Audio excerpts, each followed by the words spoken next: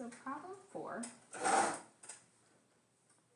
we have the integral of sine 2 pi x plus 2 dx.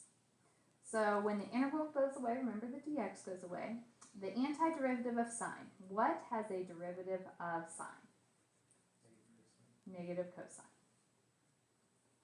Okay, and when you do the derivative of a trig function, the angle stays the same. So if I think about doing this derivative of cosine is negative sine, so 2 negatives make a positive, angle stays the same, but then you would have to do times the derivative of the inside. What is the derivative of 2 pi x plus 2? 2 pi. X is the only variable, 2 pi is just a coefficient, so it would stay, 2 is a constant. So to cancel that, we need a 1 over 2 pi. So it's a negative 1 over 2 pi. Cosine, the angle stays the same. And then with these, since we don't have numbers to plug in, we need the plus c on the end, because you could have any constant. Is that one okay? So number 6.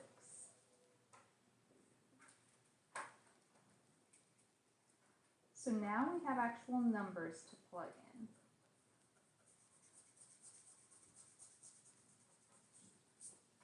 So we don't need a plus c.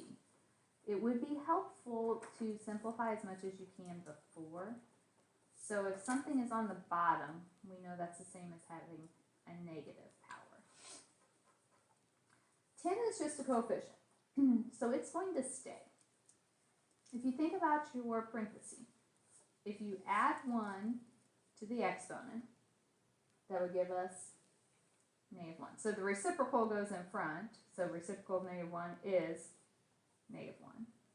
Okay, so if we're thinking about doing the chain rule, negative 1 comes down, inside stays the same, subtract 1 times the derivative of the inside. What's the derivative of 2x plus 3? 2. So to cancel that, we need a 1/2. So we get a negative 10 times negative 1 times 1/2 is negative 5. So my coefficient is negative 5, and we are evaluating that from 1 to 3. You're welcome to pull the negative 5 out. Okay, if you put in a 3, a negative power just puts it on the bottom. 3 times 2 plus 3 is 9. Minus, if you put in a 1, 2 plus 3 is 5. Okay, we have common denominator. So we 5 over 45 minus 9 over 45. Good to practice this skill, right?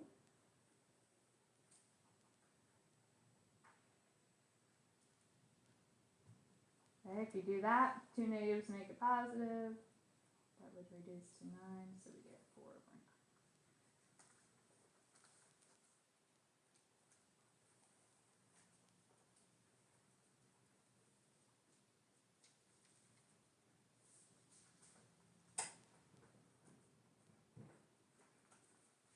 Is that one okay?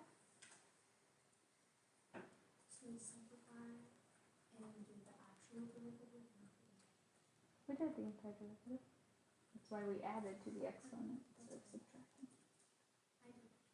Oh, yeah. Integral means antiderivative, so we're going backwards. And then you can always check by doing the derivative of your answer and seeing if you get that. Number 7.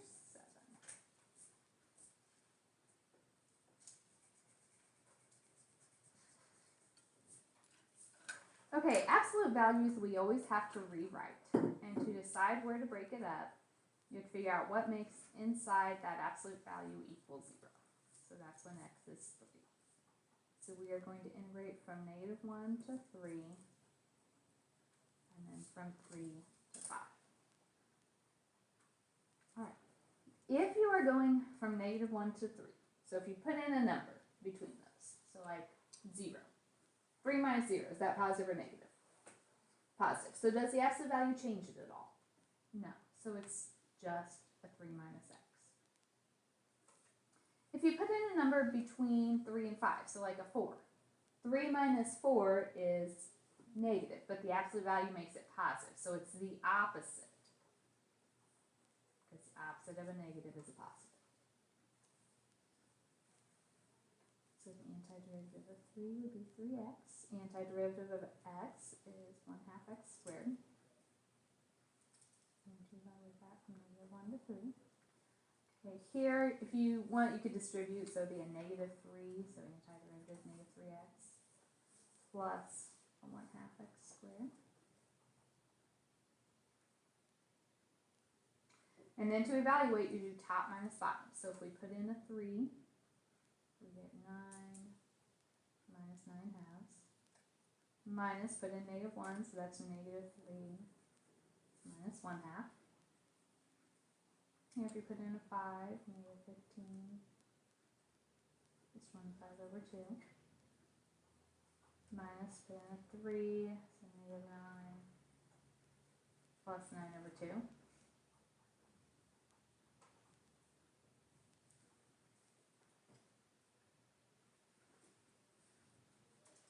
Is everybody with me here? And so then we are just simplifying.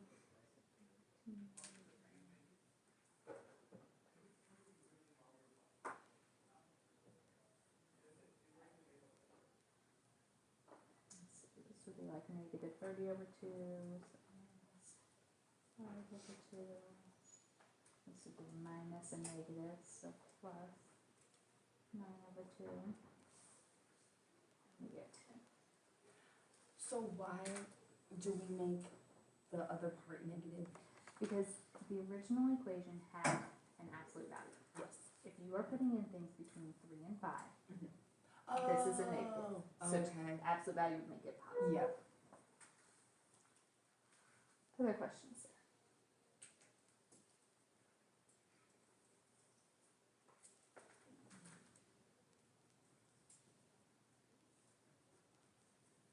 No?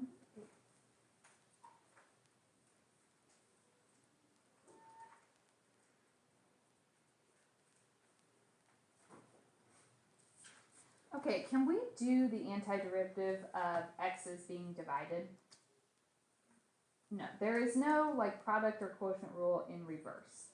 So you have to first simplify all of this. So if we distribute on the top, that would be FOILing that, so we would get 16 plus 8 radical x plus the square root of x times the square root of x is x.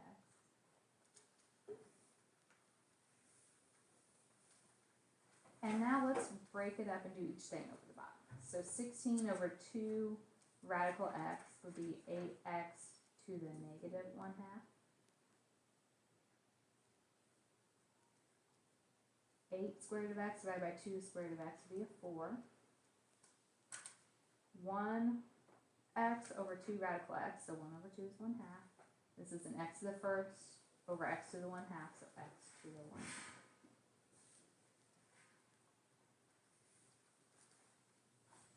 Is everybody okay with what I did there? So simplify before you do the antiderivative. So antiderivative adds 1. So -1/2 plus 1 is +1/2. Reciprocal goes in front, so that's a 2.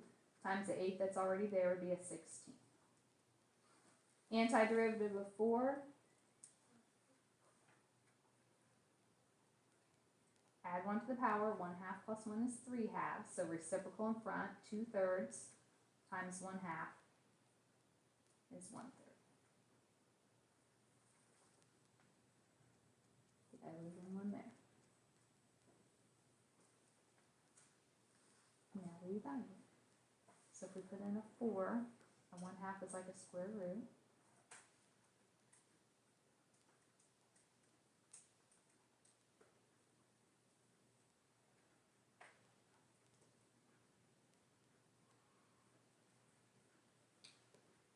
Put in a 1, square root of 1 is 1, 4 times 1 is 4, 1 to the 3/2, still 1. So we get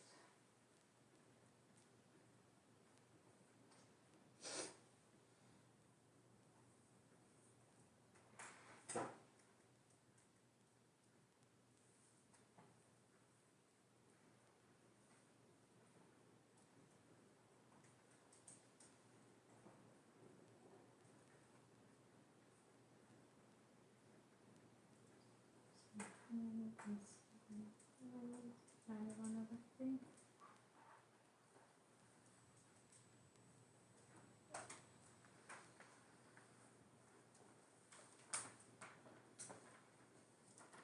Any questions there?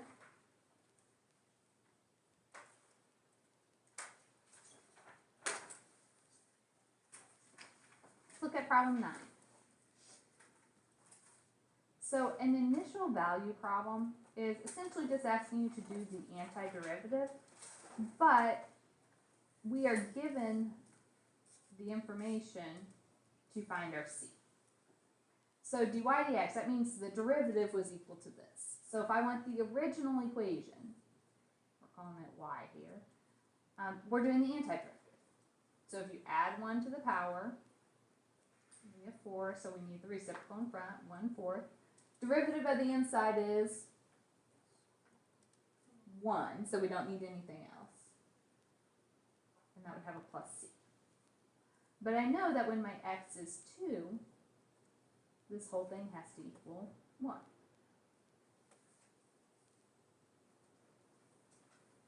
So I get 0 plus c equals 1, so c is 1.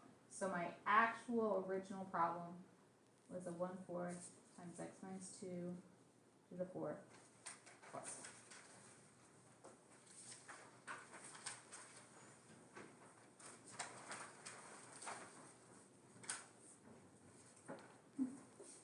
Is that okay?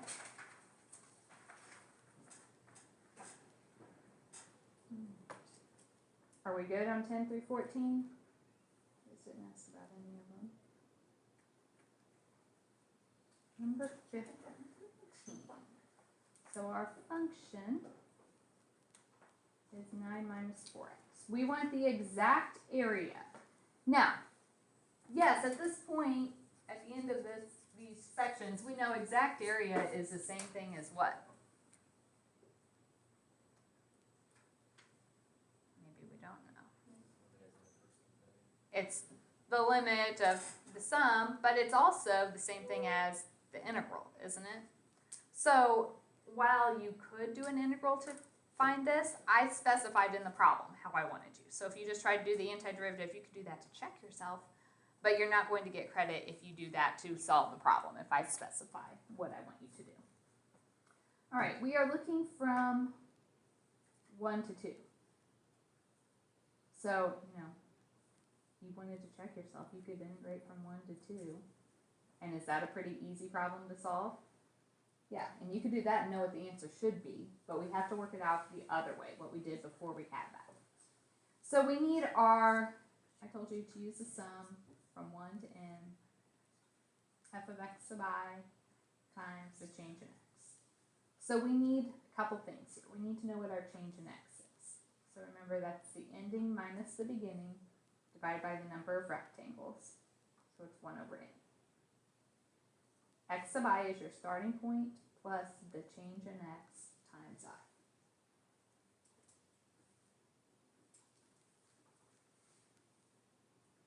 So we are going to have to do the limit, and if you added in your limit later, that's fine, of the sum from 1 to n. F of x sub I says you go to your equation, and you are replacing the x with this x sub I. 9 minus 4 times 1 plus 1 over n I times the change in x, which was 1 over n.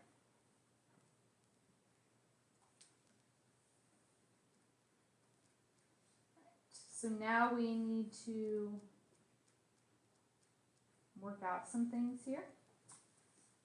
This would be 9 minus 4 over n I times 1 over n.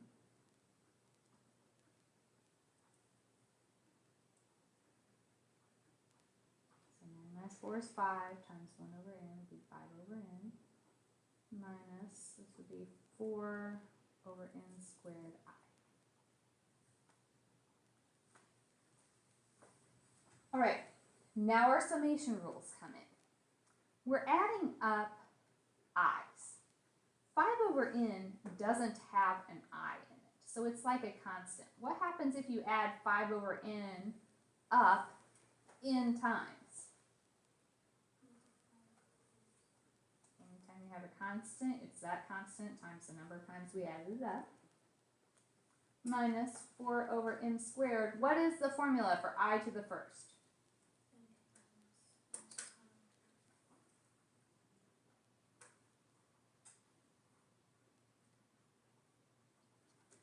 Okay, 5 over n times n is 5. If you distributed, this is the same thing as n squared plus n. So we have 4n squared over 2n squared. So that would be a 2 minus 4 over n squared times n over 2 would be a 2 over n. You guys with me there? Now we can do our limit. If n goes to infinity, 5 and 2 are constants. 2 over infinity is going to go to, you get 5 minus 2, which is 3.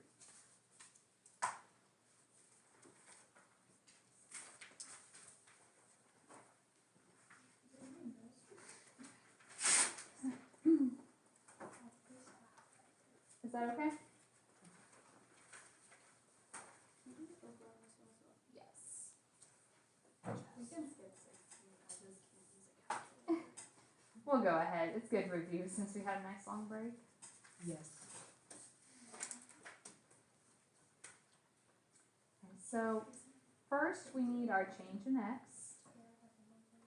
So ending minus beginning divided by the number of rectangles. So that would be 2/3. Alright, so if you struggle with which one is over and under, you could just do both, and how do you know? These rectangles will have a width of 2/3. And so we could just factor that out in front, and then we're adding up the 3 heights there. You guys okay if I set it up like that? Okay, so one of them has to start at 1. You start at your beginning point for 1. This would also be called, is it a left or a right hand sum? So if you're starting at 1, that would be your left hand sum. So the first thing you plug in would be 1. So you got 9 minus 1 squared. Then we're going up by 2/3. So 1 is like 3 over 3 plus 2 over 3 would be 5 over 3. If you add 2/3, that would be a 7 over 3 squared. How does the other one differ?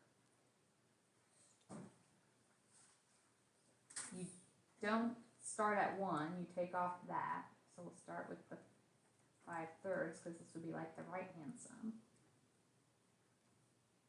And so if we add 2/3 again, we get 9 over 3, which is 3 squared. And notice the 3 was the right hand point of our interval.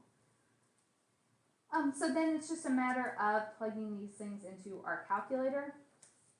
So if we did this one, we get 11.852. This one is 6.519. So we can see this is the over, this is the under. You could have also gotten the over and under from a picture or by just looking. The difference is these. Which of those two values would be bigger? 9 minus 1 squared or 9 minus 3 squared? 9 minus 1 is bigger, so that's our over. 9 minus 3 is smaller, so that's the under. Alright, is that okay? Number 17.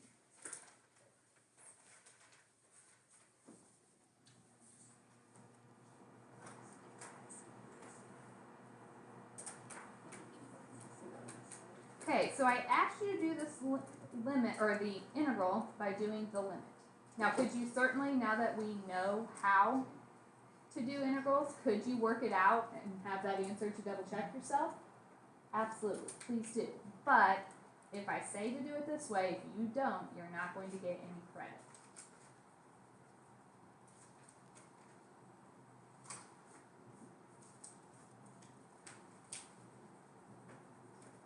Okay, so this is what I need. So we have to find first our change in x and our x sub I.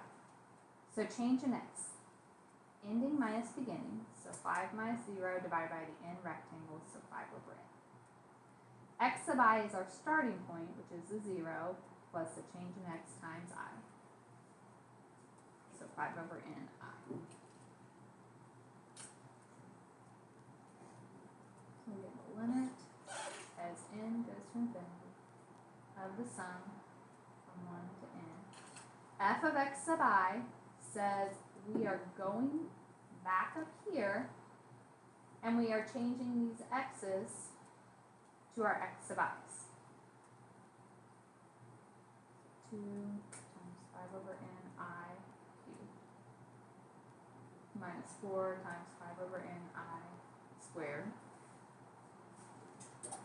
5 over n I plus 1. And what do we replace the dx with?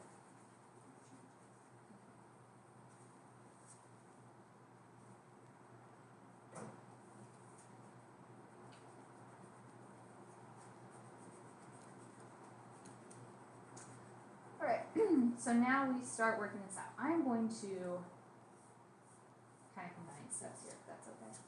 So 5 to the third would be 125, times 2 is 250.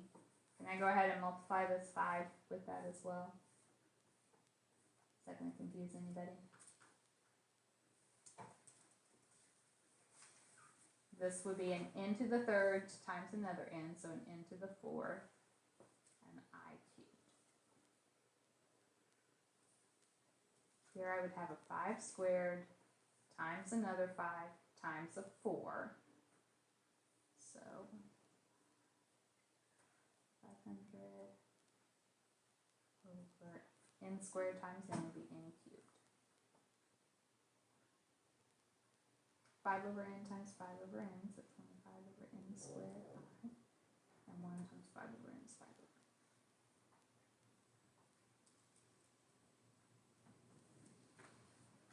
Did I lose anyone on that step?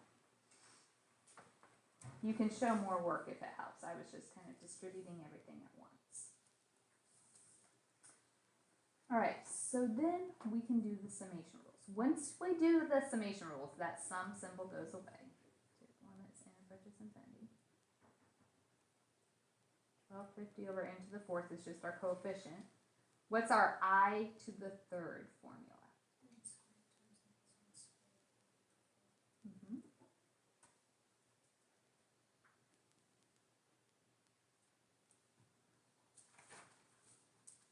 Mm, 500 for n cubed times our I squared formula, which is n times n plus 1 times 2n plus 1 over 6.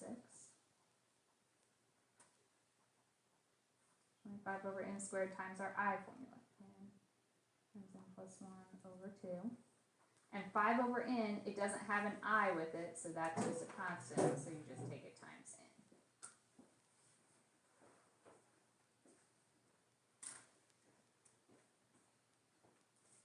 Alright, now we have a lot of simplifying to do. We could cancel off 2 of those n's right away. 1250 divided by 4, does that work? That doesn't come out evenly. We can make it 625 over 2.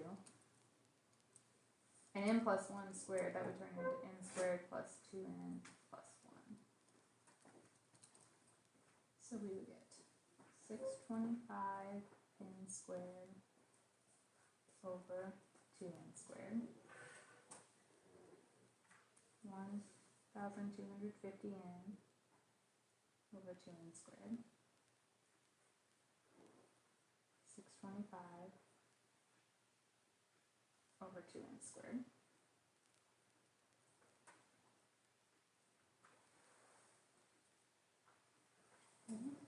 Simplify on this one, so I have to cancel at least one of those n's. 506, so we can get 250 over 3. If you FOIL those, you get 2n squared plus 3n plus 1. So I'm distributing a negative here, so that would be negative 500 n squared over 3n squared minus 750n over 3n squared minus 250 over 3n squared. Okay, this one, let's cancel one of those ends. We have 25n over 2n plus 25 over 2n, and 5n times n is 5.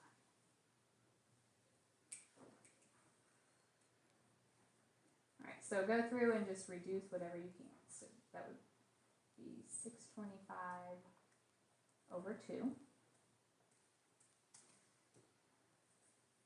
plus, this would be 625 over n, 625 over 2n squared minus 500 over 3 minus 250 over n minus 250 over 3n squared plus 25 over 2, 25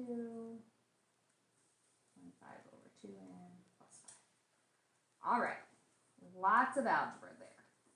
Have I lost anybody? We are now ready to do our limit because the only n's I have are in the denominator. And if you have an infinity in the bottom, what's it turn into? 0. So we get 625 over 2. Those will go to 0. Minus 500 over 3. Those go to 0. Plus 25 over 2. Plus 5. Okay.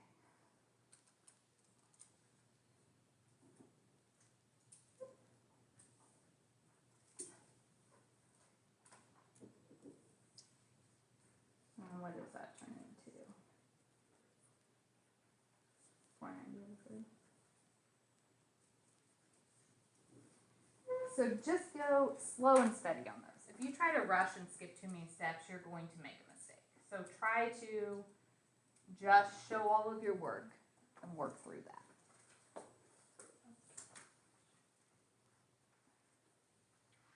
That one was pretty ugly. Any questions there?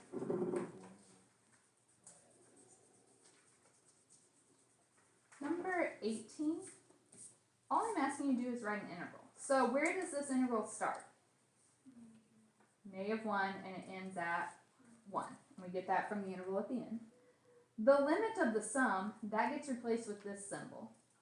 Okay, the x sub i's just go back into x's. So they had x sub I squared, so that's x squared. 2x sub I would be 2x plus 1. And then change in x gets replaced with dx. And that would be it. I didn't ask you to evaluate or anything.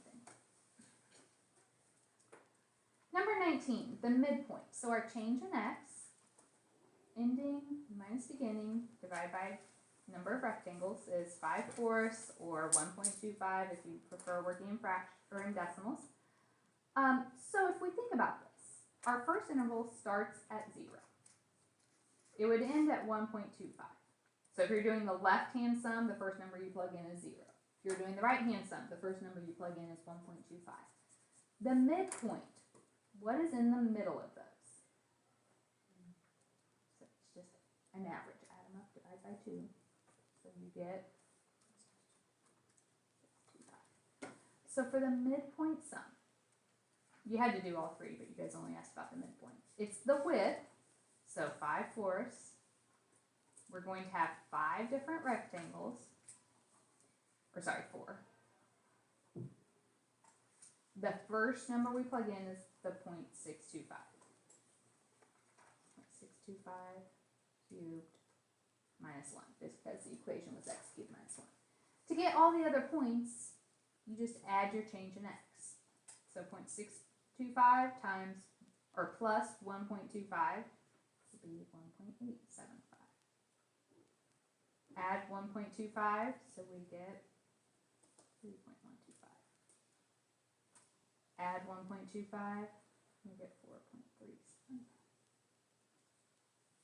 So we always add by the change in x, which is our starting point.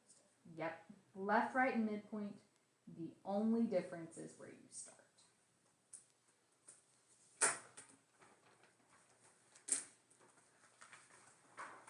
All right, we only have a few minutes. Let's try to get through these.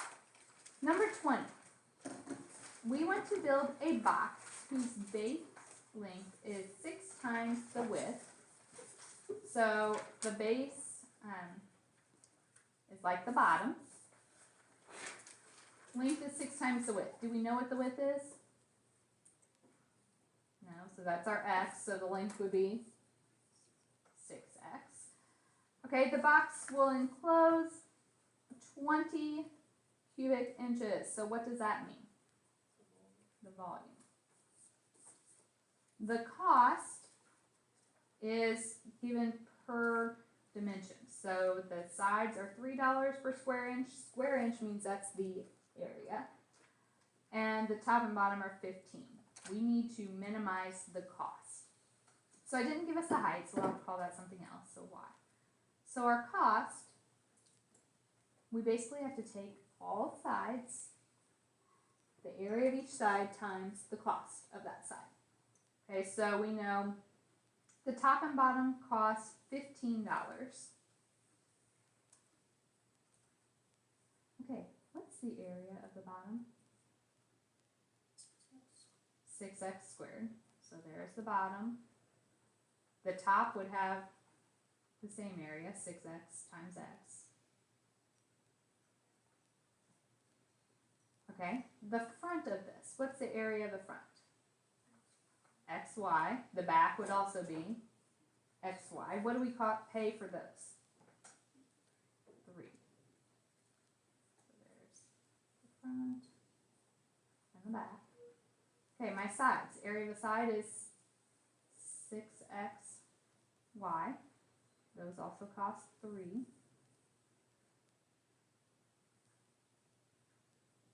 And we have 2 of them for the left and the right.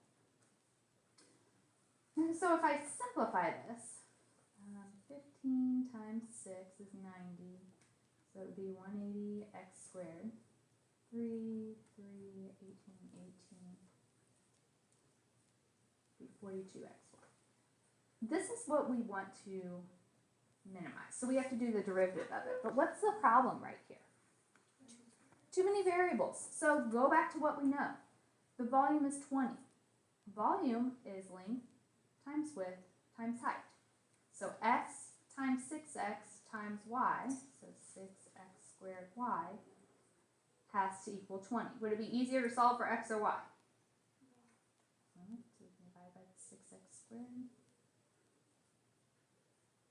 Okay, 20 over 6 would reduce to 10 over 3x squared. So we can plug that in for our cost.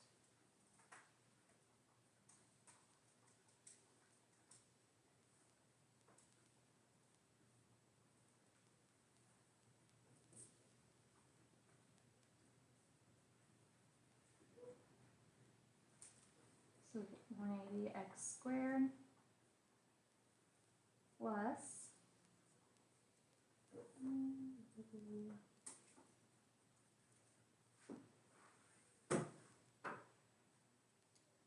so 140 x over x squared would be over x. Now what do we have to do? Derivative. If it helps you, you could write that as 140 x to the negative 1, so whatever you like there. So our derivative, 360x minus 140x to the negative 2. And if anytime you want to maximize or minimize, you set your derivative equal to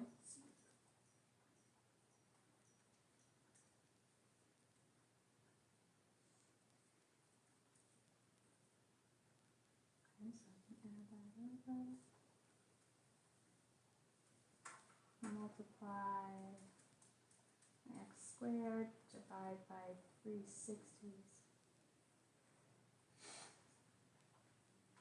And it is not pretty because you have to do the cube root, and I just did the decimal approximation of that, and that's where I got my 0.73.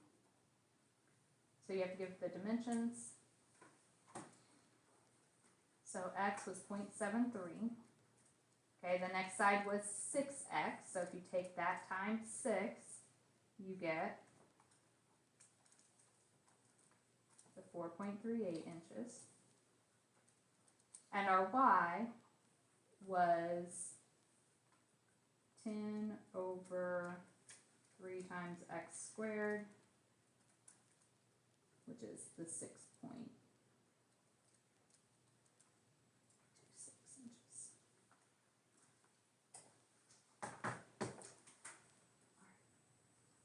Is that one okay? Okay, 21, I'm going to try to get through that one. We might have to save 22 for tomorrow because remember we're doing 2 days of review because we had the break, so our test is Thursday. So we have found that if we sell tickets for $50 each, we can sell 1,200, but if she raises the price for $5, 50 less people attend. What price should we sell the tickets to maximize revenue? So my X is like the number of tickets, okay? Because revenue is in terms of X, so revenue is in terms of the number of tickets. So my number of tickets, 1,200, and that was when the Y, my price, was 50.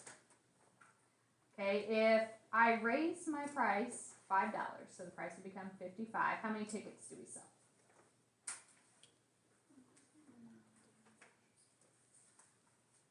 Okay, so we can write the equation of this. These are, because the y is the price, this will give us the price function. So we need slope, y2 minus y1 over x2 minus x1. So we get negative 1/10. Plug into y equals m times x plus b.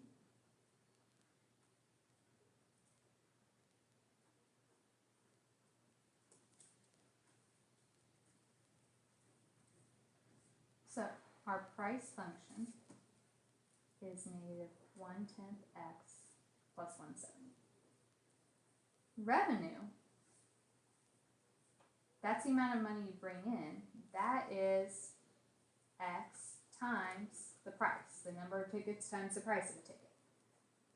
So our revenue equation, we just have to take that times x, so we get a negative 1/10 x squared plus 170x. And what do we want to do to our revenue? Maximize. Anytime I ask for maximize or minimize, that's your derivative. Equal to 0.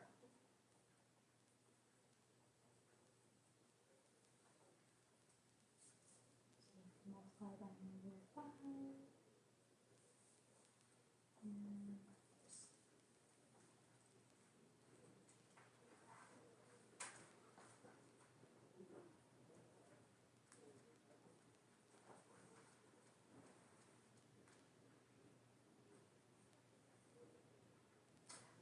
That's not right. What is my x round to be here? Okay. But that's the number of tickets. And what did I asked what price. So what do I have to do with that? Plug it into our price function.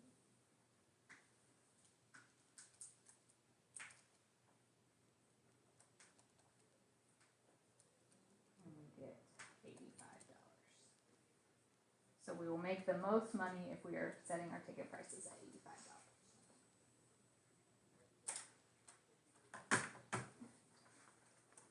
Any questions there?